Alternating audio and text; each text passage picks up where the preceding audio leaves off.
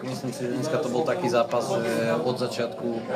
to bolo také vyrovnané, ako mali nejaké šance aj Trebišov, mali sme nejaké šance aj my. V prvej tretine si myslím, že sme mohli ísť určite my do vedenia a troška to zobrať ten zápas do svojich rúk my. V druhej tretine úplne zbytočné vylúčenia, podľa mňa nezmyselné, ktoré by sa nemali vôbec stávať aj proste mimo obranného pásma, mimo ohrozenia tej brány, v podstate úplne zbytočné veci, z ktorých sme potom boli pod tlakom niekoľko minút v tom zápase. A ďalej v podstate na konci druhej tretiny podľa mňa úplne nezmyselná individuálna vec, individuálna chyba, ktorá by sa nemala stávať.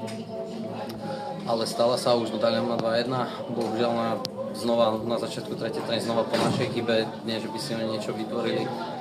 po ako veľkej individuálnej chybe gól na 2-2 a potom zase troška nám sa stáva, že keď dostaneme takto gól, tak odídeme z toho zápasu ako keby mentálne, troška taký výpadok, hneď nám dali na 3-2 a som rád, že potom sa to ustalo aspoň na tých 3-2, lebo tam my sme ako keby 2 minúty ani neboli ani na ihrisku, ani na striedačke hlavami a potom sme to troška už zobrali zase aspoň do svojich rúk, že sme to dokázali vyrovnať a v predĺžení strhnúť na svoju stranu to víťazstvo. Myslím si, že zaslúžene.